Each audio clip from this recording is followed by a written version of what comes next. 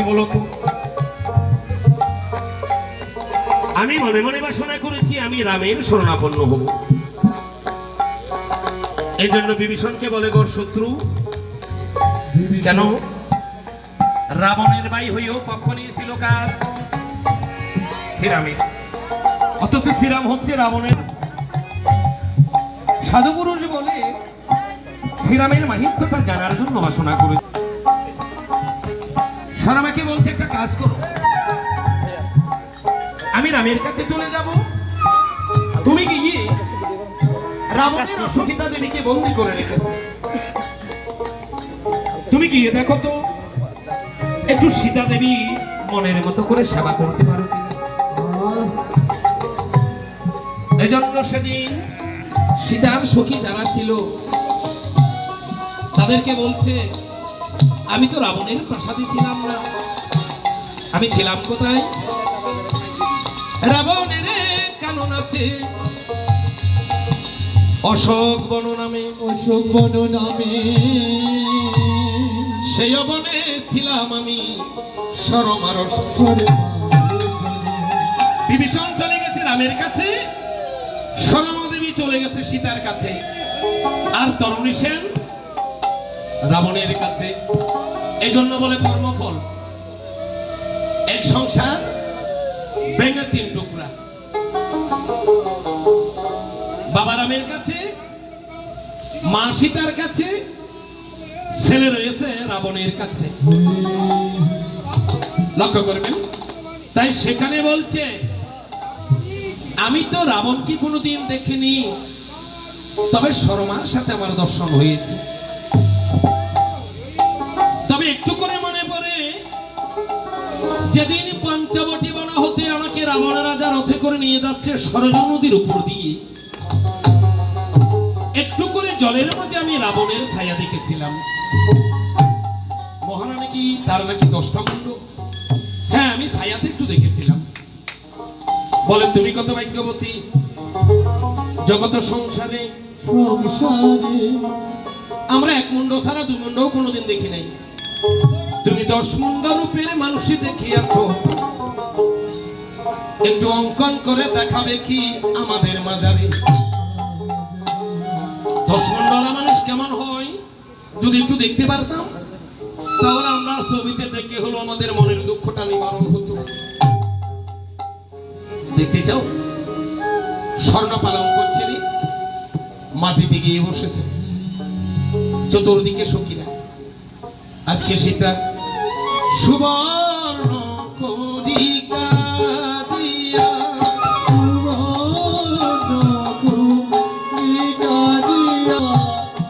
অঙ্কন করে বসে বসে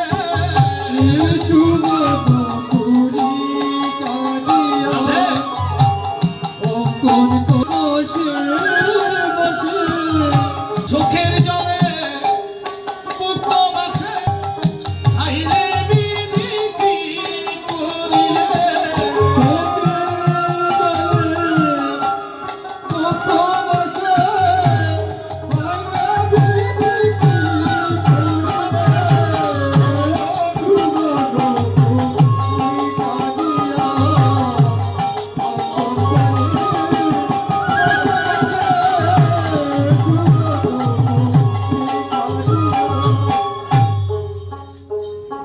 সুবর্ণ খরিকা দিয়া যখন 10 মুন্ড চিত্রখানায় অঙ্কন করিল, যেই সখীরা বলেছে ছবি অঙ্কন করার জন্য, প্রথমে তারাই ভয় পেয়ে পালিয়ে গেছেন। বলে তার ছবিতে দেখতে এত ভয় লাগে, জীবিত জানি কেমন ছিল। সবাই যখন দৌড়ে পালালেন, সীতা দেবী একা বসে সেই দিনের কথা ভেবে তন্দ্রাচ্ছন্ন ভাবে গিয়ে এসে রাবণের অঙ্কন করা ছবির উপর নিদ্রাচ্ছন্ন হয়ে পড়েছেন।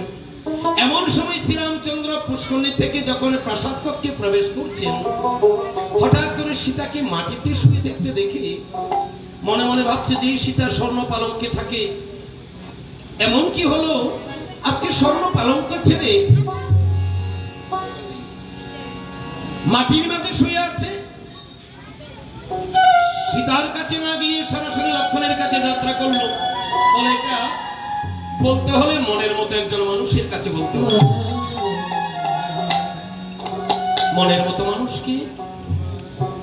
অনুজ লক্ষণ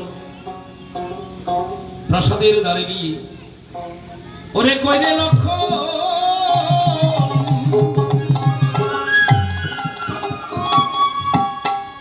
ভাইরে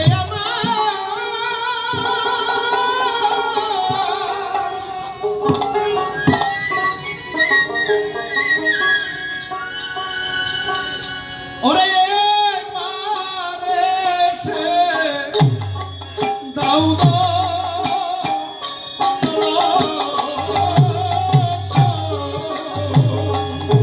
ঘুরি ঘুরি লক্ষণ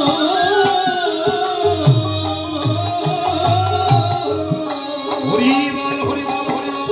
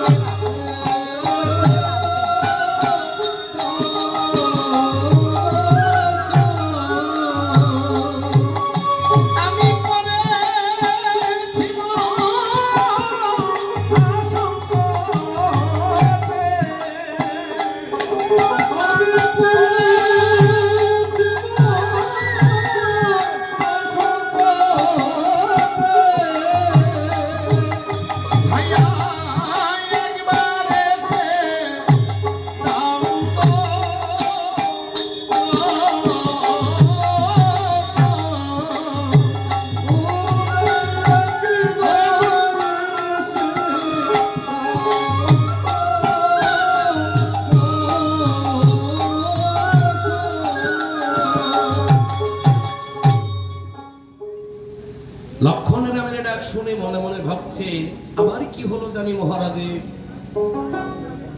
রাজ্য ছাড়া ছিল, রাজ্য পেয়েছে। সীতা বনে ছিল, রাবণের কাছে ছিল, আবার সীতাকে পেয়েছে। সিংহাসন ফিরে পেয়েছে।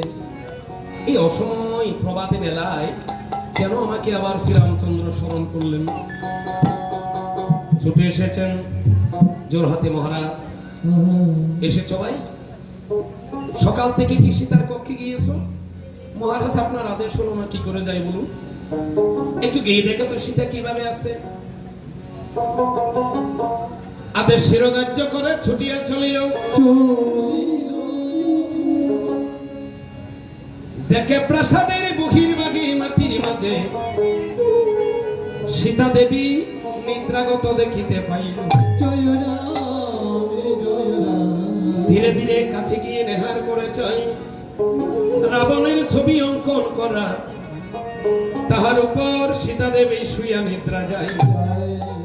এসেছেন মহারাজ, দেখে এলাম। কি দেখেছো ভাই? দেখলাম মাটিতে রাবণের ছবি অঙ্কন করে সীতা দেবী সেই ছবির উপর নিদ্রাগত অবস্থায় রয়েছেন। তাতে তোমার কি মনে হলো লক্ষণ? মহারাজ, যাকে আমরা মেরেই ফেলেছি, নিধন করেছি, সে মৃত ব্যক্তির ছবি অঙ্কন করে নিদ্রাগত, এখানে মনে হওয়ার কিছু আছে তো আমি দেখি না। লক্ষণ, তোকে মানুষ করতে পারলাম না রে ভাই। কেন মহারাজ? বর্তমানে স্বামী জীবিত থাকতে কোন রমণী যদি পরপুরুষের কথা ভাবে, পরপুরুষের ছবি অঙ্কন করে যে রমণী শুয়ে নিদ্রা যাবে, তাকে আর যাহাই বলো সত্যি বলা যাবে,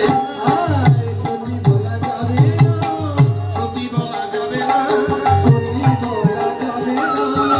পরপুরুষের এইভাবে সত্যি বলা যাবে না।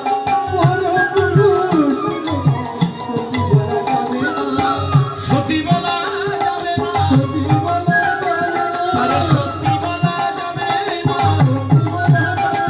পরপুরুষের এইভাবে সত্যি বলা যাবে না।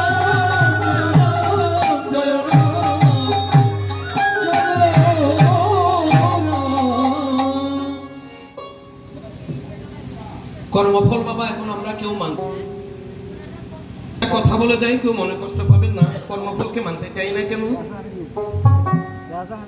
এমনও কিছু কিছু রমণী আছে কর্মফলের গুণে স্বামী পেয়েছেন একেবারে কুচকুচে কালো। লক্ষ্য করবেন, দেখা যায় আমরাও শুনেছি কানে ভগবানকে গালি দিচ্ছি। অর্থাৎ ভগবানকে গালি দিচ্ছে কেন? বলে ভগবানের চোখ আলাদা।